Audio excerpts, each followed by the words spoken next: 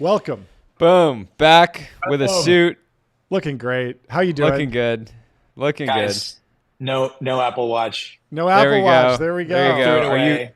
We'll get you on bezel now. That's the next step. We've de-radicalized you from the Apple Watch. Next is radicalizing you to bezel. Yeah, the tariffs haven't hit the secondary market yet. No, so it's a great buying opportunity. This is financial advice. Go to getbezel.com, download the app. Just for Sheel. Pick out just for you, not for the listener. For you specifically.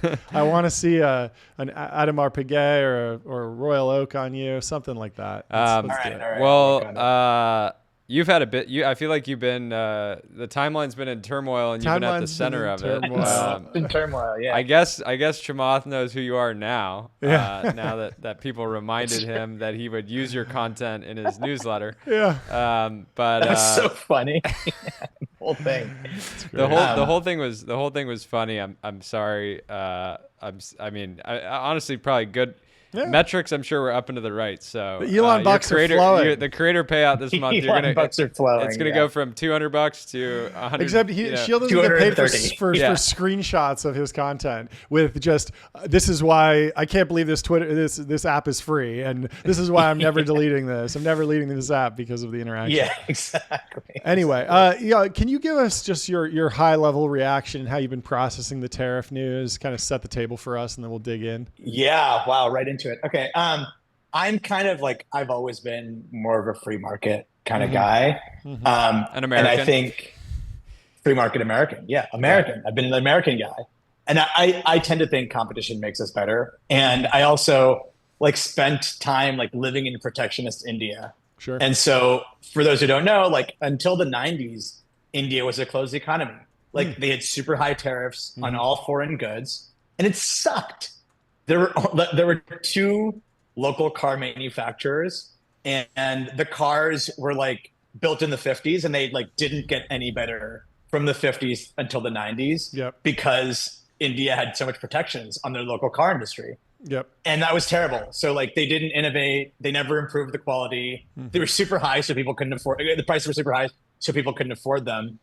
And so that's what really scares me. And then you might say, that would never happen in America, but you'd be totally wrong, because that's exactly what has happened in the U.S. shipbuilding industry. So the Jones Act basically says that if you're shipping goods between two U.S. ports, you need to use a U.S. built ship crewed by U.S. citizens and owned by U.S. citizens. So it's super protectionist to the U.S. shipbuilding industry, and U.S. ships suck. They're 5 times as expensive as other ships, and they've never had to innovate because they have these protections. And then it totally distorts the markets in general. On the East Coast, I'm in New York right now. On the East Coast, a lot of the East Coast gets some fuel from internationally because it's easier to ship here than it is to get it from Texas. And that's just a perversion of markets that exist because of the Jones Act. So anyway, so I think all these things, I'm totally anti-protectionist. There's a question of what is Trump doing is it's not really a reciprocal tariff. Now everybody realizes it was a funny situation last Wednesday when people were like, what the fuck are these numbers? And then, the guy who did the math was like, oh, this is about our trade deficit, not reciprocal tariffs. I think if now people are coming around and saying, oh, this is all about lowering trade barriers. I think that's bullshit, because you have Lutnick saying we need millions of Americans screwing in tiny iPhones or whatever. And they also say that the tariffs are going to replace income taxes. So if those things are true, then it's not about leveling the playing field to zero. It's about putting these tariffs in place to reshore. And I personally don't like that. Isn't it fascinating too? Oh, sorry, there's this focus on trade deficits, but we're completely ignoring services, and specifically digital services, right? So it's like Switzerland, for example. We have a trade deficit because they have 8-ish million people, and we have hundreds of millions. And then they make all the world's fine watches, which we just talked about. But then they also probably love Netflix. I'm gonna guess that a lot of people in Switzerland are subscribed to Netflix, and we're just completely ignoring all of that. Yeah. And you know. Yeah. I have a follow-up We're the question. richest, most prosperous country in the history of the world. Yeah. It's fucking awesome. We can afford to buy all their shit. Like they don't need to buy stuff from us. They can't afford it. We can afford it. Yeah. So the steel man here is like, first off, do you think DJI and the consumer drone market is a problem? And then if so, what is your solution if not just ban DJI, tariff DJI? Like we did a deep dive on GoPro versus DJI, and it really just felt like China was like, we are going to kill GoPro in the drone market. And they put so much firepower behind it. And I'm like, I still get that there's some weirdness going on here, and it's an important industry, and there's dual use, and there's a million different factors. So how do you walk through that specific example narrowly? Let's take away the blanket tariffs. Walk through that for me, and how would you solve this in a more free market, more progressive fashion? Yeah, so that's a great question. So first, like we have tariffs on every country, not just our enemies. With Trump, but China specifically, I do think China's playing unfairly. And they're our enemy, and we shouldn't let our enemy get data on the United States. Like that could be really bad. There definitely are national security issues with drones. I also think we should ban TikTok.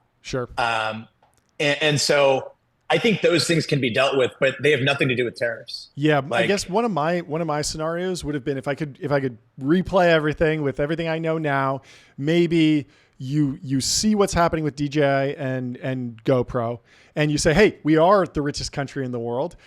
We do have, China buys a bunch of our debt. Let's lever up essentially and create a drone buying program from the government to stimulate demand for American-made drones. Essentially backstop GoPro, let them get down the learning curve. Hey, if they make these drones in America, we're going to buy them even more. And let us develop that. And then we are competitive and we say, hey, it is a little bit, we're still shifting the invisible hand, putting our hand on top of the invisible hand, but it's still somewhat of a free market in the sense that, like, just like what we did with EVs with Elon, like anyone could have gone for those electric vehicle incentives. Elon did a great job taking advantage of it. Like, and we got a great product. It sold really well eventually. Yeah, I think that's absolutely right. I think, and like, look, we moved in this direction already. Like the CHIPS Act and IRA both did make good moves. Like they subsidize U.S. chip manufacturing that are critical for military systems and other stuff. I think they have made some moves away from foreign chips. And so that all stuff is good. I think like leading with a carrot is way better than leading with a stick personally. And I think like the ideas you mentioned, John, are spot on. And by the way, like we helped Tesla along the way. Like we loaned, the U.S. taxpayers loaned $500 million to Tesla. Like that kind of thing I'm totally in support of. Enable U.S. manufacturing to be better, to compete on an even playing field by being more innovative, not by blocking like other countries from competing. Jordy? Bummer to see the IPO window close. We had Klarna, StubHub. We'll see if Circle gets out. Klarna would have been especially nice for fintech broadly to get some marks. Circle's still at 86% on Polymarket for this year. Yeah, they might just be like, crypto. We were born in the darkness. We're going out. we're going out no matter what. Did you have a take on the Circle IPO in general? I saw a lot of people just were not kind of loving the S1, particularly just based on how much they were paying Coinbase to distribute the token. I'm curious if you had a take on the IPO or dug into it at all. And you don't need to have any knowledge to have it. You don't need to have any knowledge to have a take. You by just the way. yap. Part of. I would say like on Circle in particular, like I saw all the same stuff you saw. Coinbase gets half of the revenue from Circle's token and all this other stuff. But I don't have a strong take on how the IPO will perform. I tend to think that these things are somewhat disconnected from the reality of what's going on. So like, I think, we talked about Bridge last time I was on, and I think there became this stablecoin hype. And I bet if Circle was public at that point, they would have gotten a huge bump for no particular reason. Totally. But I think overall stock market, like What does Polymarket say about Klarna? Is there a market for that? Oh, I don't know. Jordy, can you Well, look it up? Klarna, I think, officially pulled their. It pulled. Well, But it might like go the back thing on. is, these tariffs are especially bad for Klarna, right? Like it's consumer discretionary spend that you use BNPL on, and consumer discretionary spend in a recession or with high tariffs like goes to the toilet.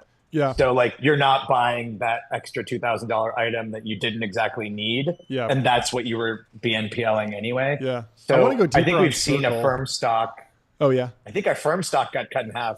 Yeah, I in want to last go month. deeper on Circle because I feel like it's one of those companies that if they're about to IPO, I can't even name the founders. I don't know all the big investors. Like it's this fascinating. This is a case with a lot of crypto companies, but even Bridge, like we heard the story of like who made the money on this. Okay, they got acquired by Stripe. Like they're very much in the Silicon Valley world, and Circle obviously is, but hasn't really told their story in the way. And so it's interesting. They could have a meme stock moment where it's like it's the primary way that you get exposure as a public markets investor to stablecoins broadly, I guess, and that could be a good narrative. It could just be a meme stock because hey, crypto, it's whatever.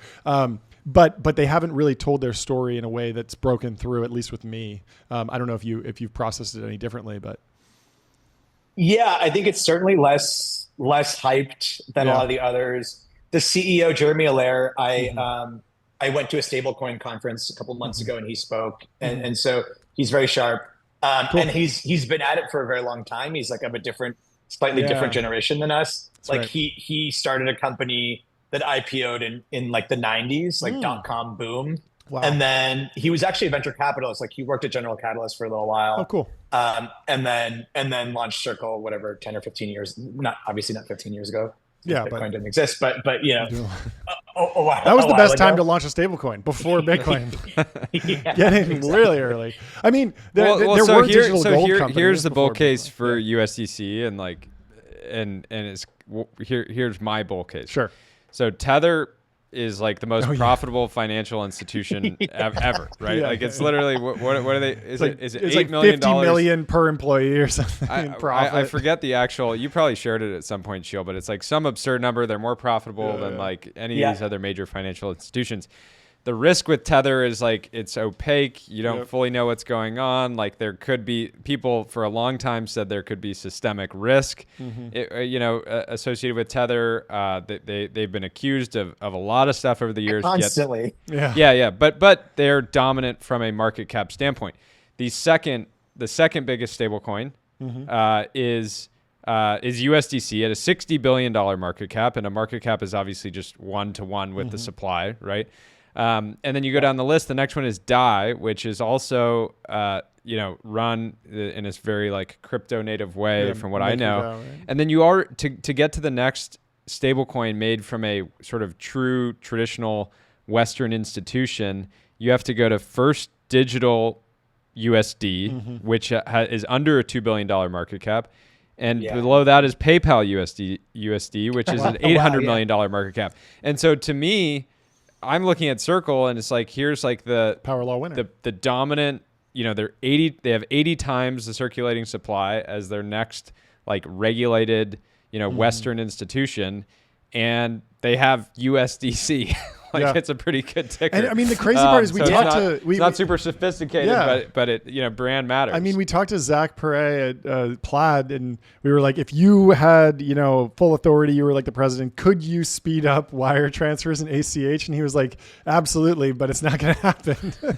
And so it's like, maybe stablecoins are here to stay, and all the pitch about just hey. You're just gonna be able to transfer money 2 days faster. Like that's enough, even though it seems like you should just be able to speed up the government transfers. What's your read on any sort of predictions on venture right now? I think that the lesson in venture since 2020 has just been take advantage of chaos, invest through market cycles, never stop deploying. I remember in 2022. We were talking about the denominator effect. Yeah. Denominator effect, yeah. Denominator effect, but then it didn't fully play out. We saw this. I mean, we saw like a bifurcation of like the big funds raising all the money on paper, but if you're a specialist fund with like a strong story, you can still get funds done. But I'm curious first about the venture market, and then I want to kind of ask more about portfolio stuff. Yeah, first, like maybe a fun tidbit for you guys is like just the last few days, obviously markets have been in various states of turmoil, and venture capitalists some of them are like trying to seize the day where like, for example, there have been a couple companies in our portfolio that some investors have been really trying to invest in, but the companies are well capitalized and don't need the capital. And now the investors are like, hey, market's in turmoil. Might this be a time that you would consider taking my money? Yeah. So, every... Yeah. You don't have to be really living up to the vulture capitalist name. I like it. Making money. How do you even think about there's going to be some enterprising founders that are like, look, I'm building a startup around that's built to help solve global supply chains or something like the chaos is a ladder. I'm going to take advantage of this. To me, it's like, okay, if we're entering this sort of protectionist phase of deglobalization, maybe it's too early to make bets. But how do you see companies like actually being able to make something out of the chaos, or are you just telling your portfolio, just stay focused on the customer, ignore the noise, that kind of thing? It's really like stay focused on the customer, ignore the noise. I think we don't have any companies that are like super exposed for some reason or any other. I saw you guys have Jay Malik coming on later today, which sounds like he timed that perfectly. Yeah, it is crazy. Yeah. Like literally. I mean, there's a few of those companies that have been, I mean, that's been the thesis for a while, just general reindustrialization, but they really hit a royal flush this week. Yeah. So, it's mostly stay the course. I think people are saying, okay, venture capital dollars are going to decline. But as you know, like the way it works is we raise a fund every few years. Yeah. And we have plenty of capital. So like, it's not like, an LP, there's some impact on the markets today, and that means we don't have money tomorrow. It's like, if there's any impact, it's a few years out. So it doesn't change how we invest. Now, the later stage investors, it is a different equation because for them, they have a certain timeline. They're hoping these companies go public. And if the public markets are kind of frozen, that makes things difficult. And like they're thinking on an IRR basis, like their opportunities have declined if the companies don't get out in a reasonable time. Yeah. So mostly just texting founders in the portfolio. Have you seen this with a screenshot of the market down? That's just what I always do. Yeah, exactly. I want to get your reaction to this post from Semel over at Haystack. He says, seed is again going to be the hot zone where nearly every VC fund will want to invest. Just like when COVID struck and in early 2022, VCs shifted early to balance large checks by firing $3 million seed bullets. LPs should expect median seed entry prices to be up 50% in the next vintage. Does that seem like a good take, or what do you think? No, I love Semel. Yeah. But I don't know if I buy that. I think that's already pretty high, right? That's the thing. Yeah. Please. So, please make them lower. Don't tell the founders. Don't tell the founders. They're just like, wait a minute. I can raise my safe by 50% with one stroke of a pen. Let's do it. Yeah, it doesn't make sense to me because we started this fund in 2019, and actually like the seed valuations, 2021 was an insane time, especially in fintech. Like everything we were investing in seemed like it was like turning to gold, and then maybe turning to shit afterwards. But classic. But actually like seed valuations have actually increased from that time, and it's basically kind of been like a straight line upwards. And what he's talking about actually started happening in 2022. And a lot of the funds invested at seed in companies, and the problem is if you're a multi-billion-dollar fund and you write a $2 million check to a company and you invested in the wrong company in the category, like you don't get a chance to write a $250 million check into the right company. So I think it's pretty foolish when those funds invest at seed. And we have a bunch of examples now of friends of ours who took money from a multi-stage, but like the multi-stage doesn't care about them that much because it's a small amount of money. So I don't know. I'm skeptical that this is going to happen again, or that it's going to re-accelerate and prices are going to go up. I don't know. We'll see. Well, we should make a bet and have Peter Walker from Carta give us the data in a year. I love his stuff. Can you talk about, there's this meme of like, oh, for a while, if you're building a consumer or something, like you're going to get steamrolled by what if Google builds it, right? And there's this story that Google is allegedly paying some AI staff to do nothing for a year rather than join rivals. Hilarious. I want your reaction to that. But then I also want to know, like, does that meme exist in fintech? Is there an idea that, oh, Amex or Visa or JP Morgan are going to build this? And has that ever actually happened in practice? Well, yeah. And even potentially on that, I'm curious, like OpenAI wants to run your entire life. Yeah. Have you heard any sort of like rumors, or is any concern around people saying, oh, I'm building a consumer agent, for consumer financial services. Yeah. But then OpenAI might be like, oh, by the way, we launched a partnership with Chase, or we launched a partnership with Cash App. Yeah, we can analyze your credit score now with an agent, and that model, that wrapper company got steamrolled. Yeah, what's your take on all that? Okay, so first thing I think you said was the Rest Invest situation. Yeah. Where, and so I thought it was really funny because did you guys watch Silicon Valley, the TV show? Oh yeah. So good. And there's that, obviously there's the phrase Rest Invest. I learned it from that show. Yep. And it's certainly playing out in Google. I had no idea that phrase was like popularized in some way by the show. Oh yeah. Yeah. I thought it was a 2021 like big tech thing. No. This was a thing going back like a decade.